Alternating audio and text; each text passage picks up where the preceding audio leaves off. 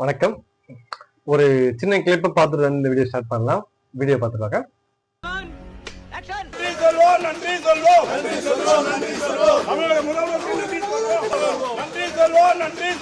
நினைக்கலாம் ஏதோ ஜோக்கர் மாதிரி அப்படின்னு. உண்மையிலே ஜோக்கர் தான். நீங்க சீப்பா போட்ட பிளான இப்போ சீப்பை வச்சு முடிச்சிட்ட பாத்தீங்களா அப்படின்ற இருந்துருச்சு. இப்ப இந்த வீடியோவை பார்த்தோன்னே இன்னைக்கு தமிழ்நாட்டில் நடந்த ஒரு மிகப்பெரிய ஒரு கூத்து. சாதாரணமா பாத்தீங்கன்னா இந்த கூத்தெல்லாம் பாத்தீங்கன்னா டிராமா சினிமா இதெல்லாம் நம்ம எங்க பார்ப்போம்னா தெரு ஓரத்துல நம்ம பார்ப்போம்.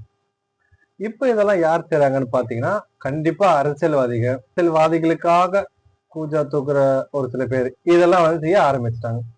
என்ன நடந்துச்சுன்னா, எங்க நேத்து வரைக்கும் அந்த பணியாளர்களை பாத்தீங்கன்னா எங்களுக்கு வேண்டாதவங்க, நாங்க வாக்குறுதி கொடுத்தோமா அப்படின்னு சொல்லி கேட்டு இருந்தவங்க இன்னைக்கு அந்த பணியாளர்களுக்கு பார்த்தா சாப்பாடு கொடுக்குறாங்க, ஜிலேபி கொடுக்குறாங்க, கேசரி கொடுக்குறாங்க. கேட்டா இதுதான் எங்களோட திராவிட மாடல் என்கிறாங்க. ஆனா உண்மையிலேயே இங்க பணியாளர்கள் பாத்தீங்கன்னா போராட்டத்துல இருக்காங்களா இல்ல சாப்பிட வந்தாங்களா? ஒரு கன்ஃபியூஷன் வந்துச்சுல்ல உங்களுக்கு. அந்த மீடியா பவர் கையில இருக்கிறதுனால இவங்க சொல்றத எல்லாரும் நம்பிடுவாங்க அப்படின்னு சொல்லிட்டு ஒரு ட்ரீமை உருவாக்கி இருக்காங்க. இந்த மீடியால அது சரி வரையாதுன்றத நம்ம ப்ரூவ் பண்ண போறோம். அதுக்கு ஒரு சில எவிடன்ஸோட ஒரு அப்டேட்டோட நான் இந்த வீடியோல நம்ம பார்க்க போலாம். சீப்பா போட்ட பிளான் என்ன? அந்த பணியாளர்களுக்கு பாத்தீங்கன்னா பர்மனண்ட் ஒர்க் கொடுக்க முடியாது. அதுக்கு பதிலா அந்த அந்த ராம்கியோட கம்பெனில போயிட்டு எல்லாரும் சேரணும். ஏன்னா நாங்க டெண்டர் கொடுத்துட்டோம், வருஷம் அவங்க தான் உங்களுக்கு சேலரி போடுவாங்க, அவங்க சொல்ற வேலைதான் நீங்க செய்யணும். இதுதான் அவங்க சீப்பா போட்ட பிளான். சீப்பை வச்சே முடிச்சு வச்சாங்க. சொல்ற காரணம் என்னன்னா, அந்த பணியாளர்கள் இருக்காங்க பாத்தியா, மிகப்பெரிய அளவுல கோபம் அடைந்து அந்த ரிப்பன் மாளிகை முன்னாடி போராட்டம் பண்ணாங்க. இதெல்லாம் தெரிஞ்ச விஷயம் தான். 13 நாள் அந்த போராட்டம் இருந்துச்சு. இப்போ துப்புரவு பணியாளர்கள் என்ன செஞ்சுட்டாங்க அப்படின்னு பாத்தீங்கன்னா, நீதிமன்றத்தை காரணம் காட்டி ரிப்பன் மாளிகை முன்னாடி பாத்தீங்கன்னா அப்புறப்படுத்திட்டாங்க. அவங்க சாதாரணமா என்ன பண்ணாங்கன்னா எல்லாருமே அரெஸ்ட் பண்ணாங்க. அடிச்சு கை காலெல்லாம் உடைச்சி ட்ரெஸ் எல்லாம் கிழிச்சு அவங்க வண்டியில ஏத்திட்டாங்க. அதை நீங்க வீடியோல பாத்திருப்பீங்க. இந்த மாதிரி ஒரு விஷயம் நடந்து அடுத்த நாள் காலையிலேயே பாத்தீங்கன்னா அந்த பணியாளர்கள்லாம் பார்த்தா ரெடியா இருக்காங்க. வெளியே சூப்பரா யூனிஃபார்ம் மாட்டிட்டு இருக்காங்க. எல்லாருமே கையில போர்டு பிடிச்சிருக்காங்க. நீங்க அந்த வீடியோவை பார்த்திருப்பீங்க. அவங்க அதுல ஒருத்தவங்க சொல்றாங்க, நன்றி நன்றி நன்றி, இந்த வேலையை ஏற்படுத்தி கொடுத்ததுக்காக நன்றி. ராம்கே நிறுவனமா? ஐயோ எவ்வளவு பெரிய நிறுவனம். அந்த நிறுவனத்துல நான் வேலை பார்ப்பேன் சொல்லி நினைச்ச கூட பார்க்கல.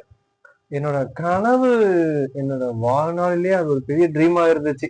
அந்த ஒரு நிறுவனத்துல எனக்கு வேலை வாங்கி கொடுத்த அரசாங்கத்துக்கு நன்றி அப்படின்னு சொல்ற அளவுக்கு ஒரு கூட்டம்.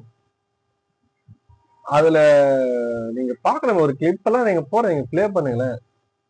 இதுல என்ன தெரியுமா, வேற ஒண்ணுமே இல்லை, கிரெடிட். இந்த கூட்டத்தை யார் ஏற்பாடு செஞ்சாங்க தெரியுமா?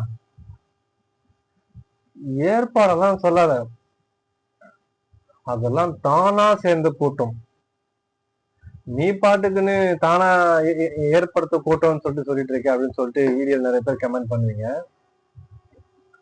எங்களுக்கு ராம்கி நிறுவனத்துக்கு வேலை கொடுத்த அரசாங்கத்துக்கு நன்றி. எங்களுக்கு வீடு கட்டி கொடுக்க சொல்லியிருக்காங்க. அவங்களோட நுரையீரல பாதுகாப்புன்னு சொல்லிட்டு மருத்துவ திட்டம் ரெடி பண்ணியிருக்காங்க சொல்லியிருக்காங்க. அவங்களுக்கு லீவு கொடுக்குறேன்னு சொல்லியிருக்காங்க. அவங்களுக்கு அந்த குழந்தைகளுக்கு படிப்பு செலவெல்லாம் சொல்றேன்னு சொல்றாங்க. இதெல்லாம் ஒரு பேசிக்கான தேவை, அவங்களுக்கு ஒரு அடிப்படையான ஒரு விஷயம். இத்தனை வருஷத்தை செய்யாம இருந்திருக்காங்க அப்படின்றது கூட தெரியல. நீங்க எவ்வளவு நாசுக்கா அதை கவர் பண்ணிருக்கீங்க பாருங்களேன். இதெல்லாம் ஒரு அடிப்படையான விஷயம்தான். இந்த தூய்மை பணியாளர்கள் அப்படிலாம் பாத்தீங்கன்னா இதெல்லாம் ஒரு பேசிக்கான நீட்ஸ்.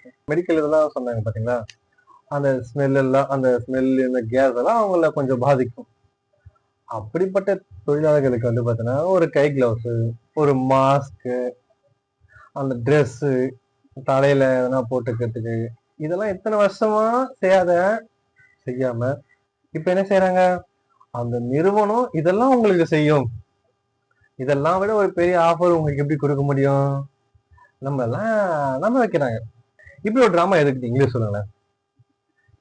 போன நைட்டு தான் இவங்களை அடிச்சிருக்காங்கோ, வேன்ல ஏற்றிருக்கிறாங்கோ, அவங்க ட்ரெஸ் எல்லாம் கிழிச்சிருக்காங்கோ, அவங்களுக்கு ஆதரவா வந்தவங்களுக்கு கையெல்லாம் உடைச்சிருக்கிறாங்க. எப்படி காலையில வந்து நன்றி செலுத்துறாங்க அப்படின்னு சொல்லிட்டு அவங்களுக்கு சாப்பாடெல்லாம் ரெடி பண்ணிருக்கிறாங்க, கடம்புலாம் விருந்தெல்லாம் ரெடி பண்ணிருக்காங்க. எல்லாமே பர்ஃபெக்ட் பிளான். அதுல வேற நீங்க அந்த பரிமாணம் யார் தெரியுமா? மேயர் பிரியா அவர்கள். இத மக்கள் நம்பிட்டாங்கன்னா இதை விட ஒரு இழிச்ச வாங்கி யாருமே கிடையாது.